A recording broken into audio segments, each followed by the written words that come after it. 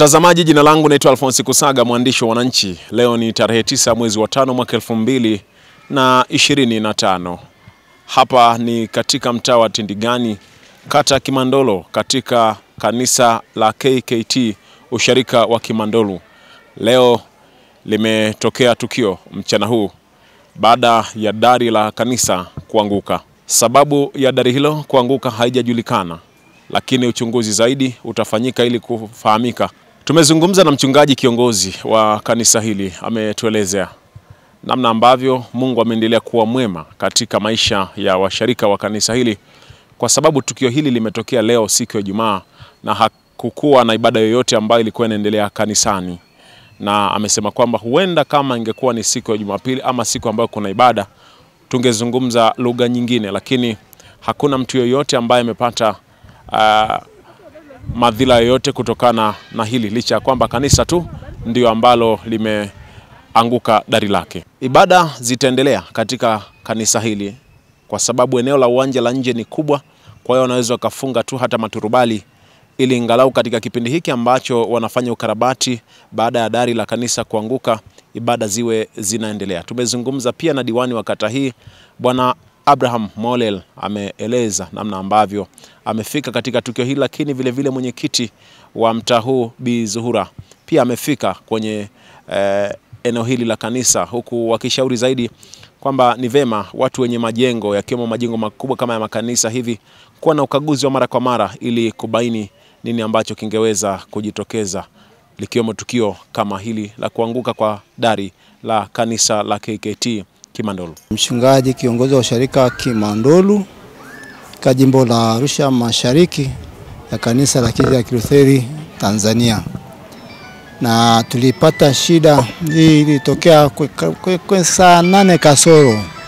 Tulikuwa tunaondoka, sisi tumekaa baada ya huduma zetu za mchana, ilikuwa tunakwenda kufanya huduma nyingine ya sala kwenye familia ambayo Jumatano tulizika mama yao mzazi. Tunafika kuwaona tena ile familia. Ndipo nikapata simu toka kwa mmoja tumishi akituita, akimuita mmoja mwenzangu tulikuwa naye, mwinjilisi kiongozi wa hapa Solomon Emmanuel. Akamwambia hebu rudi mara moja, kuna shida. Ndiko tukaanza kubaliana, akasema sasa nani arudi, mwingine akaendelea na huduma. Tukakubaliana, mwinjilisi akasema mchungaji wewe nenda, mimi nitarudi. Mimi nikaenda nikamaliza huduma. Ndipo nikarudi nikakuta jambo ambalo upande mmoja wa mkono wa kulia unapoingia kanisani dari lote limeshuka, limeanguka chini. Kwa kweli sababu zake hatukujua, kwa sababu hatukuwa na jambo lote tulisikia wala nini, lakini kwa taarifa ambazo tusikia kwamba leo asubuhi kulikuwa na kitu kama tetemeko lililopita. Kwa hiyo hatujui kama ni hayo. Mambo mengine tunafikiri baada ya vikao vyetu na wataalamu wajenzi kufika watatueleza nini sababu zake. Kwa hiyo hayo ndio yaliyotokea katika. Tunachomshukuru Mungu ni kwamba hakuna mtu aliyekuwa ndani. Jumatano tulikuwa na ibada kubwa sana hapa ya kumzika bibi ambaye alikuwa na zaidi ya miaka 113. Tulikuwa na ibada hii, tulikuwa na watu zaidi ya 2000. Kwa hiyo sisi kwetu kama kanisa tunamshukuru Mungu hapa imetokea muda ambao hakuna mtu aliyekuwa mle ndani. Kwa hiyo mengine yote jambo la kumshukuru Mungu kwamba limetokea wakati ambao sio muda wa ibada, lakini pia tulikuwa na jambo lolote ambalo limetufanya tuwe mle ndani. Hayo ndio yaliyotupata, na mpaka sasa tumeshawasiliana na uongozi wa diocese, walishafika uongozi wa katibu wetu mkuu ameshafika hapa kuona mambo mengine. Kwa hiyo mkuu wa jimbo naye ameshafika, tuma ujumbe. Tumeendelea kushangaa mpaka sasa tukae tuone kujua wataalamu wajezo watatuambia nini kilichosababisha.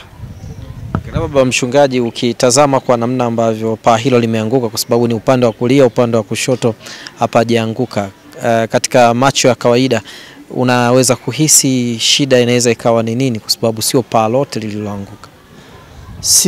Sina la kuhisi, kwa sababu na mimi jambo la kitaalamu ambapo wajenzi wanaweza kujua, lakini hata upande wa kushoto unapoingia kuna baadhi ya sehemu zimeshaanza kuachia. Na ndio maana tulichofanya haraka baada ya kuona hicho sasa sisi ni kufunga kanisa lisitumike, ili tujaribu kama ni ibada tuzifanye nje. tutafute maturubali tuweke nje, lakini tusifanye huduma ndani ya kanisa, kwa sababu mpaka tumekuwa na wasiwasi hata upande ule ambao bado kuna sehemu inaonekana kama imeshaanza kumeguka. Kwa hiyo tunahisi kama inawezekana paa lote likadondoka, lakini wataalamu wajenzi wanaweza kutueleza vingilivyo zaidi. Labda taarifa kwa waumini ambao wanasali katika kanisa hili, na kesho kutwa tunaingia kwenye ibada ya siku ya Jumapili, lakini pia kuna ibada za Jumamosi. Una lipi la kuambia ambao labda wanaitazama taarifa hii? Huduma bado ipo ama itasitishwa kutokana na hili? Hatutasitisha huduma, huduma itaendelea. Tutaendelea kutoa huduma kama kawaida. Tutaweka maturubali na huduma zitaendelea. Kitu kikubwa kwa waumini sote pamoja tuungane kumshukuru Mungu kwamba madhara yametokea, lakini hakuna kifo kilichotokea. Hilo ni jambo la kumshukuru Mungu. Na kanisa hili ndani wanaketi watu wangapi, na katika hili pia tunamuona Mungu kwa namna gani, kwa maana ya tukilitafsiri kiimani zaidi hili tukio? Kanisa letu hili linaweza kuchukua watu zaidi ya 2000. Na kwa kweli watu wanamuona Mungu, sababu tunakuwa na ibada 3. Ibada ya kwanza ambayo tunaingia saa 12:30, ibada ya pili tunaingia saa 3, na ibada ya tatu ambayo ni ya lugha ya Kimasai tunaingia saa 5 mpaka saa 7. Kwa hiyo watu wanamuona Mungu. Katika ajali hii ambayo pia haijachukua uhai wa mtu, na huenda labda pia haijaharibu thamani za ndani kwa kiasi kikubwa, hii inaleta ishara gani katika namna ambavyo Mungu ana uwezo wa kulinda watu wake, ana uwezo wa kulinda madhabahu yake, kwa namna ambavyo tumeliona tukio, labda madhara yangeweza yakawa makubwa zaidi ya haya? Hilo ndio hala tunamshukuru Mungu kwamba pamoja na haya na paa kudondoka, lakini bado tunaona ukuu wa Mungu, kwamba hakuna mtu aliyepata jeraha wala kuumia wala kifo. Kwetu sisi kama waumini, kama mchungaji, hilo jambo la kumshukuru Mungu sana. Kwa hiyo jambo kubwa sana kuambia waumini tumshukuru Mungu kwa hili ambalo pia Mungu amechua nayo. Kwa sababu lingetokea siku ya ibada masikio au kilio kilikuwa kubwa sana, watu kuumizana, kukimbia, lakini pia si ajabu tukawa na vifo. Kwa hiyo kwa hili tu ni jambo la kumshukuru Mungu kwa uwezo na ukuu wake ambao haupimiki. Amina sana. Toka kanisa limejengwa lina zaidi ya miaka 20. Kanisa limejengwa zaidi ya miaka 20. Kwa hiyo huenda ingekuwa ni siku ya Jumapili au siku ambayo kuna washirika, tungekuwa tunazungumza mengine. Kwa kweli ingekuwa ni siku ya Jumapili au siku ya ibada maalum kama siku zingine tunaweza kufanya katikati ya wiki, tungezungumza mengine. Lakini hilo ndio linatupa kumshukuru Mungu sana kwamba limetokea wakati ambapo hakuna watu walioko ndani. Ni siku moja, siku ya tarehe Jumatano tulikuwa na ibada kubwa ya kumlaza bibi mwenye miaka 103, na watu walikuwa wengi sana, walijaa kanisa na mpaka nje. Kwa hiyo tunafikiri kwamba bado upendo wa Mungu ni mkubwa kwetu sana, kwamba haikutokea siku ambayo ni siku za ibada. Na labda fundi ambaye amejenga, huenda kuna uzembe wowote katika masuala ya kiufundi? Hapana. Tu kama kuna uzembe wa fundi, sio, kwa sababu hilo sana jukumu la wataalamu. Wakifika anaweza kueleza kama kuna jukumu la fundi kama kuna uzembe au, lakini hatuoni kuna uzembe wa ufundi, hatuoni. Hapo ndiko tunasema Mungu anabaki kuitwa Mungu, kwamba lingeweza kutokea wakati wote, lakini imetokea muda ambao kwa nafasi hakuna ibada wala huduma yote, ndio tunaona ukuu wa Mungu kwamba hata katika ile ametuepusha. Lakini kama vile umepata hofu kidogo hivi? Hapana, sina hofu. Kwa kweli namtukuza Mungu. Napoona kuna hakuna madhara, kwa sababu vitu vingine hivi vyote vinatafutika, lakini uhai hatuwezi kutafuta. Kwa hiyo tunamshukuru Mungu kwa hili. Na kwako inakutengenezea imani kiasi gani na washirika? Kwanza kumtegemea Mungu. Kama lolote linaweza likatoka, lakini bado uwezo wa Mungu ni mkuu kuliko kila kitu. Kwa wakati likianguka kulikuwa na watu nje ama kuna mtu alikuja akafungua, au hizi ibada za jioni mlivyokuja ndio mkaona? Hapana, wakati natokea watumishi wote wengine walikuwa maofisini, walikuwa nje, hakuna mtu alikuwa ndani ya kanisa. Walisikia nini? Kishindo? Walisikia mtikisiko tu, walisikia kitu kama kinashuka. Sasa kuchungulia ni dari linashuka. Naitwa Abraham Joseph Molel, diwani wa kata Kimandolu. Pia mimi ni naibu meya wa jiji la Arusha. Leo nilikuwa kwenye vikao, nikapigiwa simu na mwinjilisti wangu wa usharika wa Kimandolu. Kuna janga limetokea ndani ya kanisa letu la KKT Kimandolu. Dari limeanguka lote chini kanisani. Na tumekuta kweli kuna madhara ya dari limeanguka chini. Dari hili kuanguka chini hakukuwa hata na kreki kanisani. Hilo dari lilikuwepo salama. Juzi kwa kuna msiba hapa, tulishiriki huo msiba, kanisa lilikuwa liko salama. Lakini tunashangaa leo kuona kwamba dari lote limeanguka chini. Ni hasara kubwa sana kwa kanisa. Lakini hakuna madhara yoyote yaliyotokea kwenye hiyo kuanguka kwa hilo dari.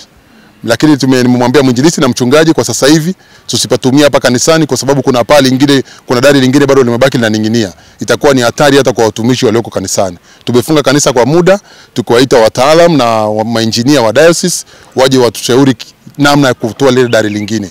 Mahala pa kusali tutaangalia tu mahala pa kusali, kwa sababu madhara hayajatokea. Tuna eneo kubwa zote kata Turubai nje watu wakasali.